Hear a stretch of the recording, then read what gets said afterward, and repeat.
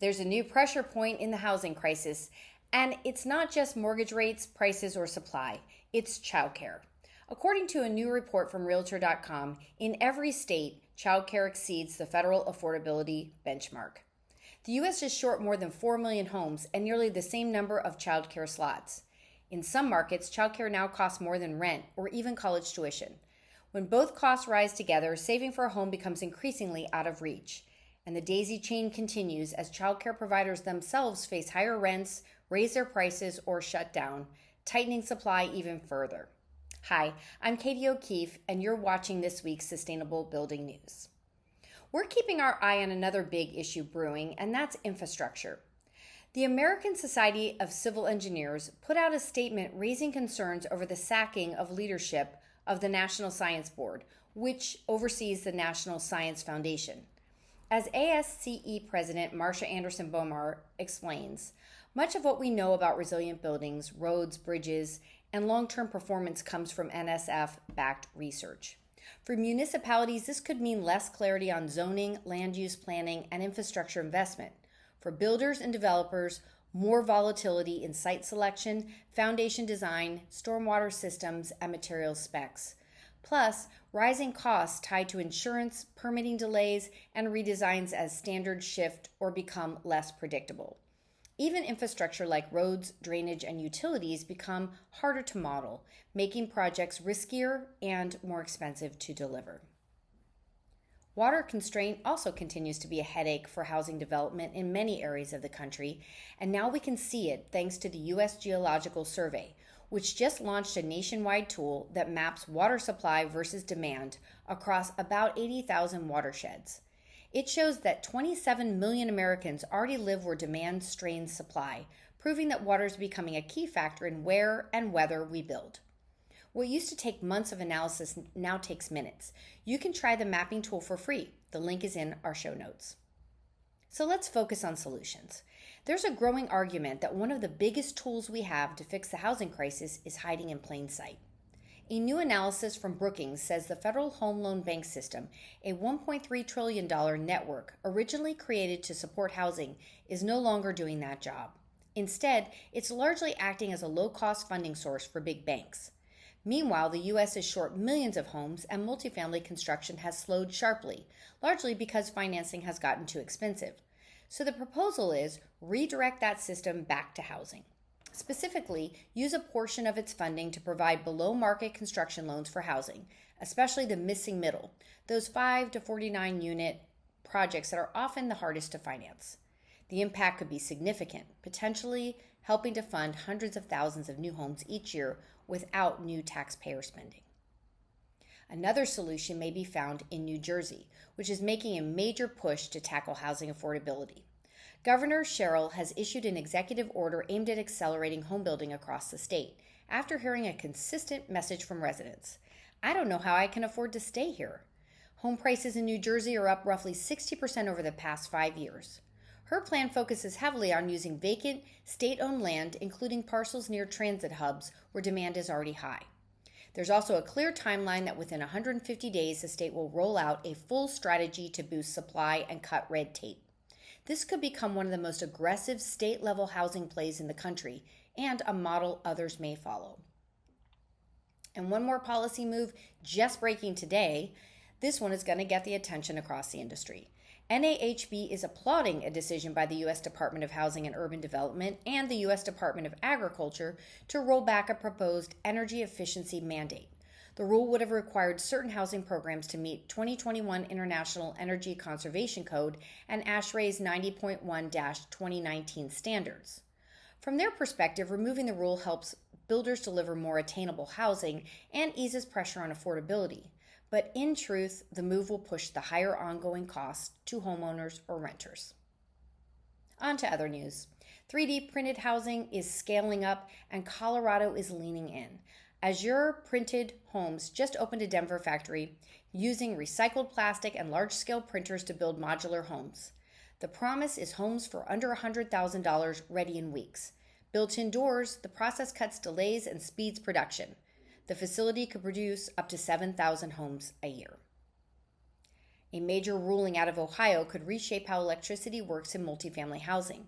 The state Supreme Court has pushed back on submetering, where landlords or third parties buy power in bulk and resell it to tenants, potentially forcing the model to operate more like a regulated utility, which could negatively impact developers. If submetering shifts or moves back to direct utility metering, projects could see higher costs, more coordination, and tighter margins. What was once a revenue or efficiency play becomes a compliance issue. States like California, New York, and Massachusetts already regulate submetering, but this ruling sets a legal precedent other states could follow. Manufacturers may feel it too, with demand shifting toward utility integrated smart systems over standalone submeters. In the architecture realm, we're seeing signs of a rammed earth resurgence. Yes, earth, one of the oldest building materials on the planet, is making a serious comeback in some of the most advanced, high-performance projects in the world. What's striking about this piece, written in parametric, isn't just the science, although that's certainly there, from improved engineering to modern prefab, but the visuals. These buildings are stunning. Layered textures, natural tones, and walls that quite literally breathe. Check out the article linked in our show notes and read about seismic resilient hospitals in the Himalayas to civic buildings in France. It's also tapping into something deeper, a design shift away from one-size-fits-all construction toward buildings that respond to their environment, their climate, their place. There's a signal coming out of Europe that U.S. builders should be watching. According to Reuters, rooftop solar demand has surged since the Iran conflict, with homeowners rushing to install systems as energy prices spike. In some cases, demand has more than doubled, and many are adding battery storage to take full control of their power. But the real shift isn't solar, it's why people are buying it. It's scarcity consciousness, a mindset that's starting to show up in the United States. Solar is moving from a green feature to a hedge against volatility, something that protects homeowners from outages, rising costs, and an uncertain grid. Japanese home builders are making a much bigger move into the U.S. housing market. We should know because we're partnered with Sekisui House on our latest Vision House project. According to reporting from the Wall Street Journal, Japanese firms are now on track to control about 6% of U.S. home construction after a wave of acquisitions that's been going on since 2020. Major players like Sekisui House and Sumitomo Forestry have been buying American builders, including Sekisui's purchase of MDC Holdings and Sumitomo's deal for Tri Pointe Homes. This is happening because Japan's home building market is shrinking because of population decline. That makes the U.S., with its housing shortage, a long-term growth opportunity. These companies bring patient capital, cheaper financing, and deep experience with factory-built and more efficient construction methods. Perhaps Japanese-style building systems can help the U.S. solve one of its biggest problems, mainstreaming prefab. Our editor's product pick this week is Belgard's Diamond Pro Air Wall Block, which is 30% lighter, using less material and cutting energy use in production. It also improves logistics, fitting 25% more blocks per truckload, which reduces fuel use, emissions, and cost. On site, it can build near vertical walls up to 12 feet high, minimizing excavation and preserving more usable land. Visit belgard.com. NAHB and the International Code Council have officially released the 2025 National Green Building Standard, the latest benchmark for sustainable residential construction in the U.S. Approved by American National Standards Institute, the new standard expands guidance across energy, water, resilience, and indoor environmental quality, while introducing new pathways for multifamily and low-carbon design. Click the link in our show notes to download a copy. In our latest Impact Series podcast, we hear from Chris Castro, who's done something most people in sustainability have not. He's worked across all three layers that actually drive change: local government, federal policy, and now private capital. From launching grassroots sustainability projects to helping deploy over $11 billion in federal clean energy funding to rethinking how solar is financed through his job at Climate First Bank. This conversation gets into what's really holding the industry back. Take a listen. I think it's these regional governments that are made up of both conservative and more progressive parts of these regions that are actually coming together, finding common ground, finding the opportunities around workforce development, around economic development, around how to harden our infrastructure so that we can withstand the next major hurricane, which we know we're going to get. right? How do we make these regional investments together so that we reduce each individual cost and we can strengthen us as a whole? And it's that same concept of being stronger, greater than the sum of its parts, right?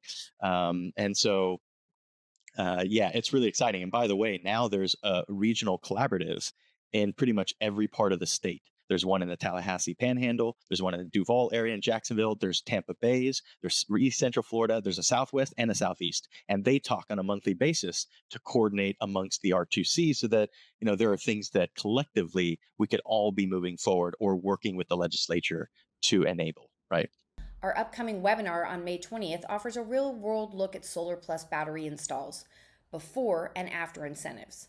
When the 30% federal solar tax credit expired at the end of 2025, homeowners rushed to install. Darren and Devin Watchak got ahead of it, and now they're sharing what it actually took to get their systems in.